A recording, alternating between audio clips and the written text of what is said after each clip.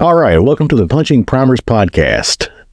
Today I'm being joined by my wife, Suzanne, and we're going to talk about a few things that go into the SHTF scenario that I haven't really seen anybody talk about, that I think is very important information, as opposed to just having your physical product, your guns, your ammo, your bug out bag, your gear. We want to discuss information, not a product. What I mean by that is like having a little black book. A lot of people have a lot of things written down, and if something were to happen and you needed your information, say your social security numbers, your family's social security numbers, and let's say that it was an EMP, all lines of communication are down, your phone quit working. Do you have a written down backup in a location that only you know where it's at? Like, say, if you have a gun safe that is fireproof, or do you have a fireproof safe in your house? Do you have all this information, your family's phone numbers? Because I don't know my kids' phone numbers because they're in my phone. I have not memorized them. So today we're going to go over a few things that we think is information that you need if you don't have an electronic device, or maybe something was, your house was gone and you are away, or if you are away from your house for a long period of time, do you want to keep this information in your bug out bag? The biggest concern with that would be your bug out bag getting stolen and all of your pertinent information going to somebody else. So we're going to start with the list that we had made, and we'll go from there. All right, first things first. Bugging out is going to suck. Like, if you have to leave your location, your home, and you don't have any electronics that work, like I said prior to this, possibly an EMP, how are you going to know this information that you need? And we've compiled a list of things that you might want to have written down. That would be your phone numbers written down, addresses written down, and addresses of your family. Because a lot of people know where people live, but they don't know the address. So I would definitely recommend writing down the address. Do you have anything to add to that? I think friends as well. A lot of us are closer to friends than we are to family. That's very true. When I consider family, I consider close friends, people that I'm closer to than I am actual blood relatives. You also want to have license plate numbers written down, because if you're like us, we have like 4 or 5 motorcycles in the garage. We have 4 or 5 cars in the driveway. We want to be able to identify that vehicle in case we are inquired about that. So it's a definite must to have your license plate numbers written down, and possibly the VIN number of your vehicle. Social security numbers, even though that's kind of a high risk, writing that down in a book that could possibly be stolen. If, again, you have no electronic backup database, how are you going to know your social security numbers without the physical card? So your family members' social security numbers you might need. Say there was an EMP, shit hit the fan, and you had to go to the hospital. If you don't have that memorized, it would be nice to have a book that you would have on you with that information on it. Also, insurance policy numbers. If you were to have something bad happen, like even for your car, that you're away and you don't have your insurance policy number, and there is, again, you lost your phone. How are you going to know all this information without having that written down on you and having it on your person? Is there anything you want to add to that? I think there's all kinds of types of emergencies, communications down. One of my big concerns is being hacked, and power being out, or internet, anything along those lines. And a lot of our electronics then are useless without those items. If you're out of power or don't have internet. Yeah, very true. Very true. Yeah, because it doesn't matter what you have on your phone. If it's like with our policy information, that is an app, and with the app, if communications are down, then the app is not going to do us any good. Another good thing to have would be your blood type and the allergies of anybody in your family. Now, as far as blood type goes, I know a lot of people wear those on placards, but if you have a 2-year-old child, I doubt your 2-year-old child is going to be wearing anything that's going to identify their blood type and some kind of an emergency. So be sure to put the blood type in there and any allergies. If someone got a peanut allergy or any other food allergies, that could be detrimental to that person's health if things were to go down and you had to admit them to a hospital. What do you have that you could add to that? I think as well as allergies to any vaccines or anything along those lines, like you're allergic to tetanus. Yes, I have a tetanus antitoxin allergy. Mm-hmm. Now, bank information. A lot of people don't want to write this stuff down unless it's like locked up in a safe, and I do understand that because I am the same way. But to have your bank information, just in case, again, you do need to go to the bank. You don't have your phone on you. You don't have your cards. At least you will have numbers that could possibly be in your bug out bag that you keep with you all the time. Another one would be your credit card numbers.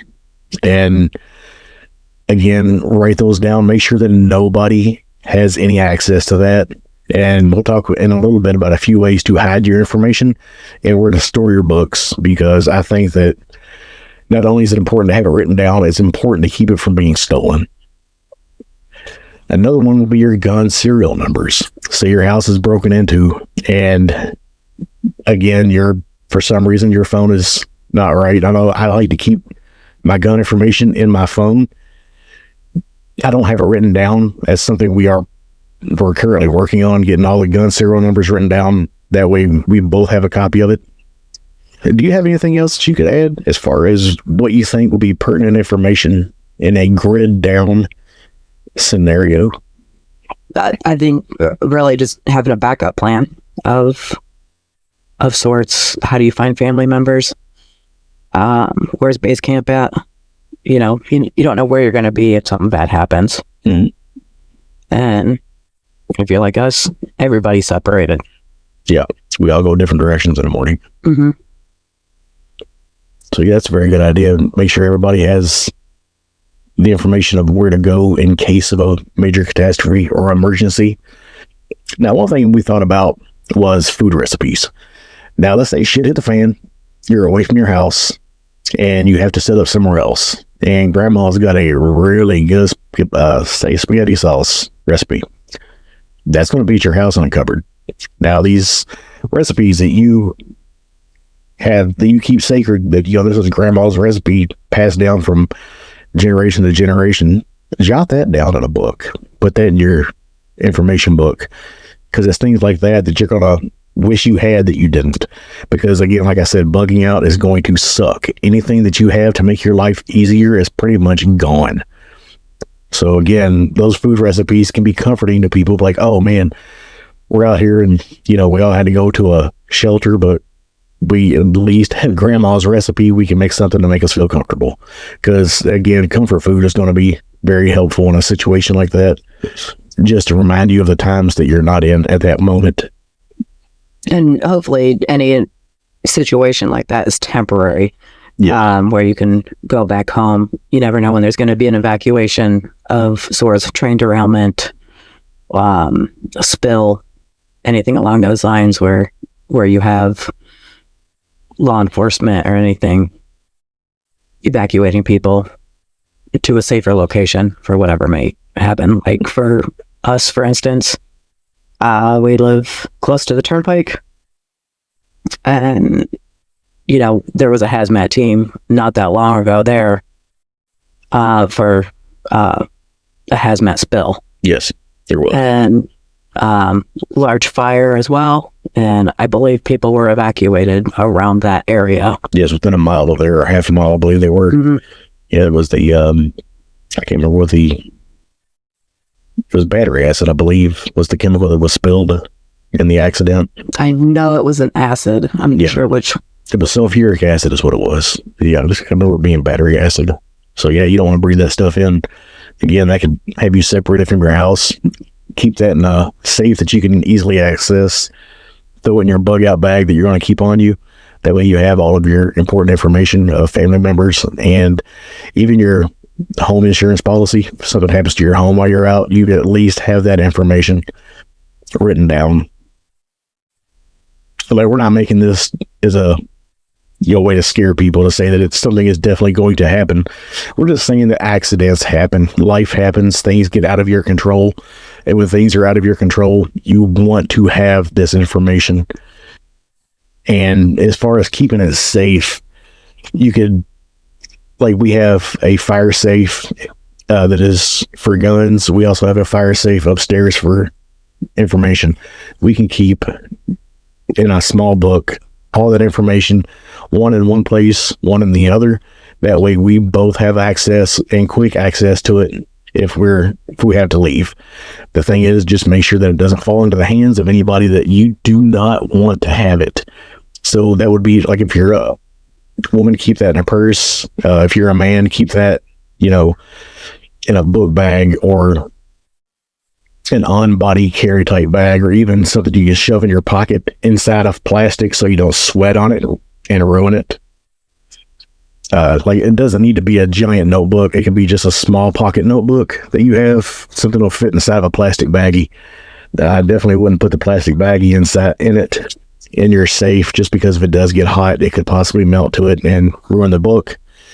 If you're getting that hot, you might lose information anyway. We've thought about this, and we've thought for a long time about what information we would need if we were away from home and needed it. And you guys may have more information. If you do, leave us a comment, send us an email, tell us what you think. Send us information on things you would like to see addressed in a later video. We do think about these things a lot. We're not like crazy preppers, but we do try to stay ready for anything that could possibly happen. And we're going to go over that more in other videos. And is there anything that you would like to add? Well, like, you never know that something's going to happen. Like, I know looters start, I think, within 24 hours, typically, when there's a hurricane in Florida. And, you're being evacuated because, a storm's coming through. And if you didn't have a chance to leave or didn't want to leave, whatever may happen, you got looters within such a small time frame. Mm-hmm. We've had the train derailment in East Palestine, Ohio, and that scenario as well, that was done by a government agency. I mean, the EPA said set it on fire. Yeah, that was bad. And those people are still trying to get over the effects of that, and people are still sick from that. And again, the government didn't care. The government is not there to save you. You are here to save yourself. Another reason why you need your own information on your person in times of need. I know, as a backup, also, I have fireproof document holders. You can get them on Amazon. That's a very good idea. Yeah, that way I have a double barrier. And I keep different items in those. So I may have money in one, may have documents in another. That way they're all separated. Yes, that's a good idea. It's a very good idea. It's not something we had talked about prior, but that's something we should have put in the main part of the podcast. Hopefully you're still here listening to it. Yeah, I know my wife takes care of all of our finances, all of our important information she takes care of. She's really good about that. She's very meticulous in the way that she does do our finances. Like, she has a copy of anything we pay in a folder, and she does it year for year. That way, if we have to leave the house and we're gone for 30 days because of a tragic accident and we have to evacuate, we come back home, there's squatters in the house, at least that she will have some copies of proof that this is our residence, that it is not somebody else's house, that we have ID on us and we can show you this is proof, this is our house, get these people out. I know squatters' rights, which I don't see how they have any rights, but that varies from state to state. And here in Ohio, we're pretty good about not having to worry about squatters coming in and taking our things. Yeah, and in Ohio, we don't have squatters' rights, but just north of us in Michigan, they do. Yeah, which, I mean, it's 5 minutes from here. We live up in northwest Ohio. So, I mean, there's anything can happen. You got to be prepared for all of it. You got to show, proof of residence, an actual proof of residence. Maybe keep copies of your bills.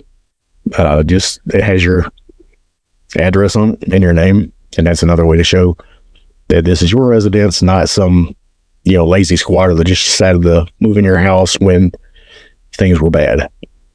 Yeah, I also keep a list of confirmation numbers. So when I pay something, I have a separate folder also that shows all of my receipts, as well as in our budgets. I write out the confirmation. That way I have 2 separate, plus it's in our checkbook.